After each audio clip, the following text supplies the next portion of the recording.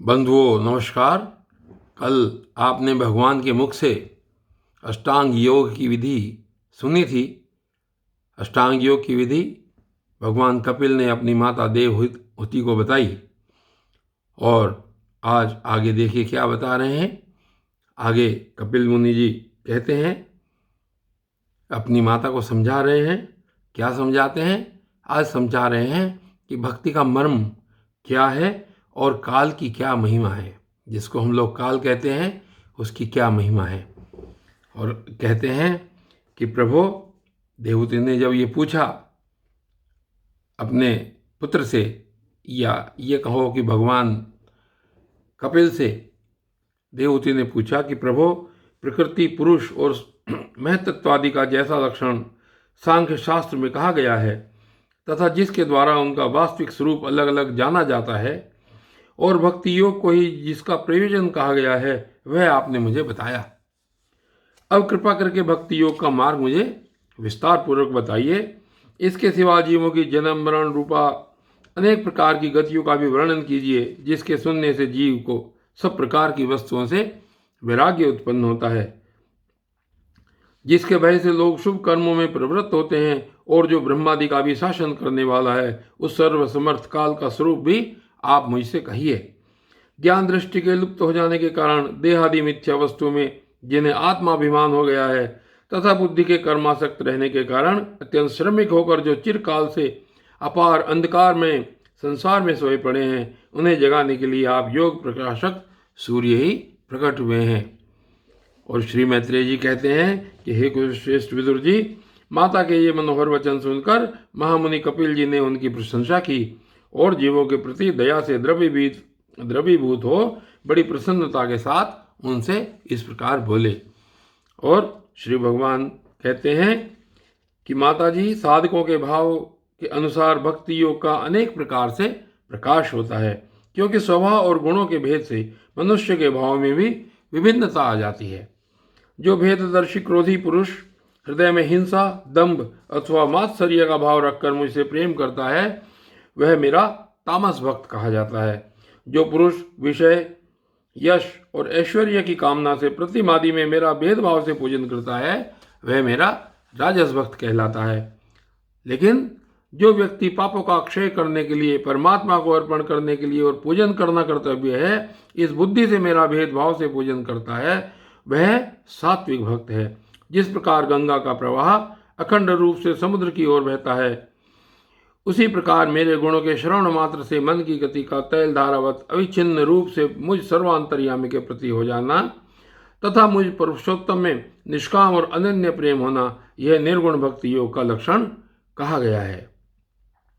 ऐसे निष्काम भक्त दिए जाने पर भी मेरी सेवा को छोड़कर मोक्ष तक नहीं लेते। कौन कौन से? 5 प्रकार के मोक्ष होते हैं। ऐसे मोक्ष को भी ग्रहण नहीं करते, जैसे सालोक्य, साष्टी, सामीप्य, सारूप्य और सायुज्य। अब ये सालोक्य रूप क्या है कि भगवान के नित्य धाम में निवेश करना, निवास करना, भगवान के नित्य धाम में निवास करना। और साष्टी क्या है? भगवान के समान ऐश्वर्य भोग करना। और सामीप्य भगवान की नित्य समीपता में रहना और भगवान का सा रूप और भगवान के विग्रह में समा जाना। जो सारूप्य है उसे कहते हैं भगवान का सा रूप होना। और सायुज्य यानी कि भगवान के विग्रह में समा जाना, उनसे एक हो जाना या ब्रह्म रूप प्राप्त कर लेना।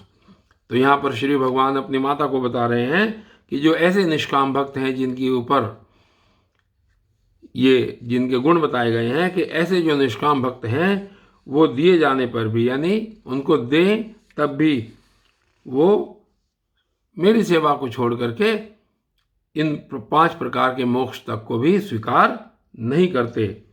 और भगवत सेवा के लिए मुक्ति का तिरस्कार करने वाला यह भक्ति योग ही परम पुरुषार्थ अथवा साध्य कहा गया है। इसके द्वारा पुरुष तीनों गुणों को लांघकर मेरे भाव को, मेरे प्रेम रूप अप्राकृत स्वरूप को प्राप्त हो जाता है। निष्काम भाव से श्रद्धा पूर्वक अपने नित्य नैमित्तिक कर्तव्यों का पालन कर नित्य प्रति हिंसा रहित उत्तम क्रिया योग का अनुष्ठान करने, मेरी प्रतिमा का दर्शन, स्पर्श, पूजा, स्तुति और वंदना करने, प्राणियों में मेरी भावना करने, धैर्य और वैराग्य के अवलंबन, महापुरुषों का मान, दीनों पर दया और समान स्थिति वालों के प्रति मित्रता का व्यवहार करने, यम नियमों का पालन, अध्यात्म शास्त्रों का श्रवण और मेरे नामों का उच्च स्वर से कीर्तन करने से तथा मन की सरलता, सत्पुरुषों के संग और अहंकार के त्याग से मेरे धर्मों का यानी कि भागवत धर्मों का जो अनुष्ठान करने वाले जो भक्त पुरुष का चित्त अत्यंत शुद्ध होकर मेरे गुणों के श्रवण मात्र से ही अनायास ही मुझ में लग जाता है।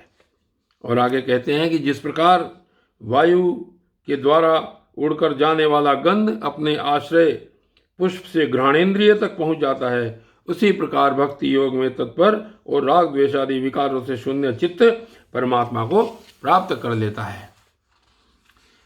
और आगे कहते हैं कि मैं आत्मा रूप से सभी जीवों में स्थित हूँ, इसलिए जो लोग मुझ सर्वभूत स्थित परमात्मा का अनादर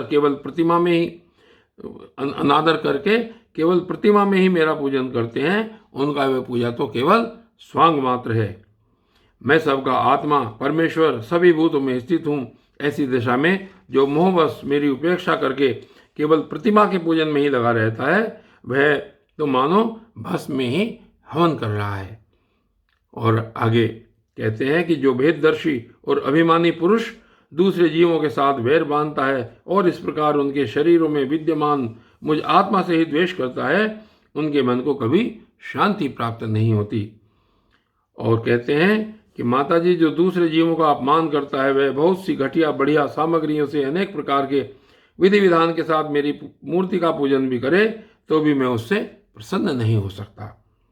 मनुष्य अपने धर्म का अनुष्ठान करता हुआ तब तक मुझ ईश्वर की प्रतिमा आदि में पूजा करता रहे जब तक उसे अपने हृदय में एवं संपूर्ण प्राणियों में स्थित परमात्मा का अनुभव न हो जाए।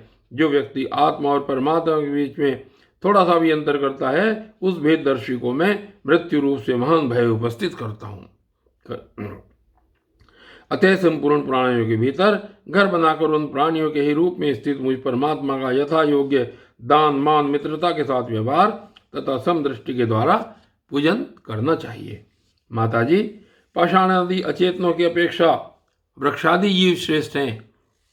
अब आगे अपनी बात को आगे बढ़ा रहे हैं यहाँ पर कपिल जी और कह रहे हैं कि हे माताजी, पाषाण आदि अचेतनों की अपेक्षा वृक्षादि जीव श्रेष्ठ हैं। उनमें भी सांस लेने वाला प्राणी श्रेष्ठ है, उनमें भी मन वाले प्राणी उत्तम और उनसे इंद्रिय की वृत्तियों से युक्त प्राणी श्रेष्ठ है। सेनेन्द्रिय प्राणियों में भी केवल स्पर्श का अनुभव करने वालों की अपेक्षा रस का ग्रहण कर सकने वाले मत्स्यादि उत्कृष्ट हैं तथा रसवेत्ताओं की अपेक्षा गंध का अनुभव करने वाले जो ब्रह्म आदि हैं और गंध का ग्रहण करने वालों से भी शब्द का ग्रहण करने वाले सर्वादि श्रेष्ठ हैं। उनसे भी रूप का अनुभव करने वाले काक आदि उत्तम हैं और उनकी अपेक्षा जिनके ऊपर नीचे दोनों ओर दांत होते हैं वे जीव श्रेष्ठ हैं। उनमें भी बिना पैर वालों से बहुत से चरणों वाले श्रेष्ठ हैं तथा बहुत चरणों वाले से 4 चरण वाले और 4 चरण वालों में से भी 2 चरण वाले मनुष्य श्रेष्ठ हैं। मनुष्यों में भी 4 वर्ण श्रेष्ठ हैं, उनमें भी ब्राह्मण श्रेष्ठ है। ब्राह्मणों में वेद को जानने वाले उत्तम हैं और वेदज्ञों में भी वेद का तात्पर्य जानने वाले श्रेष्ठ हैं। तात्पर्य जानने वालों से संशय निवारण करने वाले, उनसे भी अपने वर्णाश्रमोचित धर्म का पालन करने वाले तथा उनसे भी आसक्ति का त्याग और अपने धर्म का निष्काम भाव से आचरण करने वाले श्रेष्ठ हैं।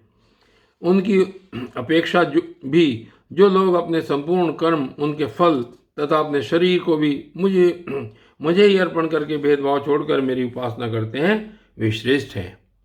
इस प्रकार मुझे ही चित्त और कर्म समर्पण करने वाले अकर्ता और समदर्शी पुरुष से बढ़कर मुझे कोई अन्य प्राणी नहीं दिखता। अतः यह मानकर कि जीव रूप अपने अंश से साक्षात भगवान ही सब में अनुगत है, इन समस्त प्राणियों को बड़े आदर के साथ मन से प्रणाम करे। माताजी, इस प्रकार मैंने तुम्हारे लिए भक्ति योग और अष्टांग योग का वर्णन किया है। इनमें से एक का भी साधन करने से जीव परम पुरुष भगवान को प्राप्त कर सकता है। भगवान परमात्मा पर ब्रह्म का अद्भुत प्रभाव संपन्न तथा जागतिक पदार्थों के नानाविध वैचित्र्य का हेतुभूत स्वरूप विशेष ही काल नाम से विख्यात है। इसमें कहते हैं कि जो भगवान परमात्मा का जो अद्भुत प्रभाव संपन्न और जागतिक पदार्थों के नानाविधि वैचित्र्य का जो हेतुभूत स्वरूप विशेष ही है, वो काल नाम से विख्यात है। प्रकृति और पुरुष इसी के रूप हैं तथा इनसे यह पृथक भी है।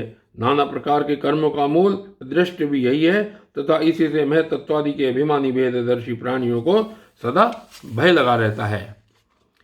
जो सबका आश्रय होने के कारण समस्त प्राणियों में अनुप्रविष्ट होकर भूतों द्वारा ही उनका संहार करता है, वह जगत का शासन करने वाले ब्रह्मादि का भी प्रभु भगवान काल ही यज्ञों का फल देने वाला विष्णु है। इसका न तो कोई मित्र है, न कोई शत्रु और न तो कोई सगा संबंधी है। यह सर्वदा सजग रहता है और अपने स्वरूप भूत श्री भगवान को भूलकर भोग रूप प्रमाद में पड़े हुए प्राणियों पर आक्रमण करके उनका संहार करता है। इसी के भय से वायु चलता है, इसी के भय से सूर्य तपता है, इसी के भय से इंद्र वर्षा करते हैं और इसी के भय से तारे चमकते हैं। इसी से भयभीत होकर औषधियों के सहित लताएं और सारी वनस्पतियां समय समय पर फल फूल धारण करती हैं। इसी के डर से नदियां बहती हैं और समुद्र अपनी मर्यादा से बाहर नहीं आता। इसी के भय से अग्नि प्रज्वलित होती है और पर्वतों के सहित पृथ्वी जल में नहीं डूबती।